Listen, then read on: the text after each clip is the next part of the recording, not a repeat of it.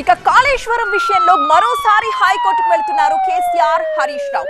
CBI విచారణ వద్దు అని మెన్షన్ చేయబోతున్నారు కేసీఆర్ హరీష్. లాయర్స్ ఘోష్ రిపోర్ట్ ఆధారంగా సిబిఐ దర్యాప్తు చేయొద్దని ఇప్పటికే హైకోర్టు ఆదేశాలు జారీ చేసింది. అసలు సిబిఐ విచారణే వద్దు అంటూ కోర్టుకు వెళ్తున్నారు కేసీఆర్ హరీష్. పీసీ ఘోష్ రిపోర్ట్ తో సంబంధం లేకుండా ఎన్డీఎస్ఏ రిపోర్ట్ ఆధారంగా ముందుకు వెళ్తామంటోంది ప్రభుత్వం. ఈ నేపథ్యంలో మరోసారి మెన్షన్ చేయబోతున్నారు పిటిషనర్స్. మరొక వైపు హైకోర్టుకు వెళ్లిన మాజీ irrigation secretary Shailendra Joshi PC Ghosh report ని రద్దు చేయాలంటూ ఒక క్వాష్ పిటిషన్ కూడా దాఖలు చేశారు. ఇప్పటికే కాళేశ్వరం విషయంలో హైకోర్టు కీలకమైన ఉత్తర్వులు ఇచ్చింది. పీసీ ఘోష్ కమిషన్ రిపోర్ట్ ని ఆధారంగా చేసుకుని సిబిఐ దర్యాప్తు చెయ్యకూడదు అంటూ మధ్యంతర ఉత్తర్వులు ఇచ్చింది. తదుపరి విచారణ అక్టోబర్ 7కు వాయిదా వేసింది హైకోర్టు. తదుపరి విచారణ వరకు ఎలాంటి చర్యలు తీసుకోవద్దని ఆదేశించింది. మరొక వైపు అధికార పార్టీ మాత్రం ఈ విషయంలో కోర్టు ఆదేశాల మేరకే ముందుకు వెళతామంటున్నారు. ఎన్డీఎస్ఏ రిపోర్ట్ ని ఆధారంగా చేసుకుని సిబిఐతో విచారణ జరిపించాలని చూస్తోంది సర్కార్.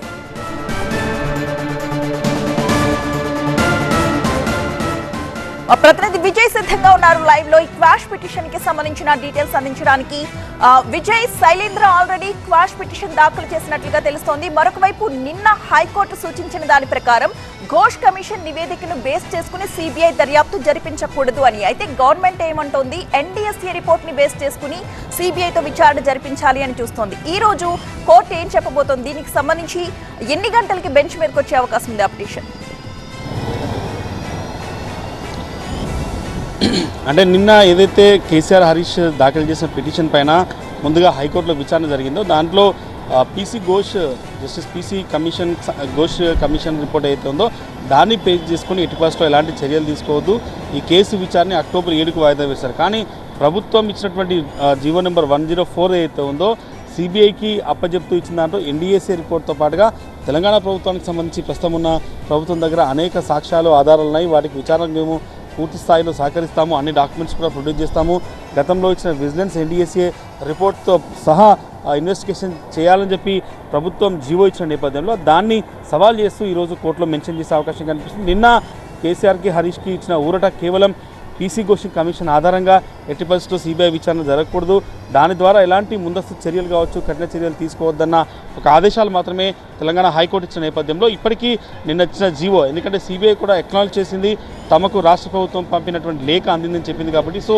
సిబిఐ ఎక్నాలజ్మెంట్ కూడా వచ్చిన నేపథ్యంలో ఎన్డీఎస్ఏ రిపోర్ట్తో పాటుగా జీవో నెంబర్ 105 పైన కూడా స్టే విధించాలంటూ ఈరోజు కోర్టుని మెన్షన్ చేసే అవకాశం కనిపిస్తుంది. ఇదే సమయంలో గతంలో ఇరిగేషన్ శాఖ సెక్రటరీగా పనిచేసిన ఎస్కే జోషి కూడా తెలంగాణ హైకోర్టు ఒక క్వాష్ పిటిషన్ వేశారు. దాంట్లో చాలా స్పష్టంగా పీసీ ఘోష్ రిపోర్ట్ని కొట్టేయాలంటూ ఆయన పిటిషన్లో మెన్షన్ చేశారు. కేవలం తను ఒక సాక్షిగా, ఒక ఐ విట్నెస్గా మాత్రమే పిలిచారు తప్ప ఈ కేసులో తన పాత్రకు సంబంధించి ఇక్కడ కూడా పీసీ ఘోష్ తన వివరణ తీసుకోలేదు. కేవలం ఒక విట్నెస్గా పిలిచి తన దగ్గర నుంచి కొంత సమాచారం సేకరించారు కాబట్టి ఈ మొత్తం వ్యవహారంలో తనపైన వేసినటువంటి ఈ కమిషన్ రిపోర్ట్నే క్వాష్ చేయాలంటూ ఆయన తెలంగాణ హైకోర్టులో పిటిషన్ చేస్తారు. అది కూడా పిటిషన్ విచారణకి రానుంది. ఈరోజు కాళేశ్వరంకి సంబంధించినటువంటి రెండు కూడా కాసేపట్లోనే కోర్టులో పిటిషన్ విచారణకు రానున్నాయి.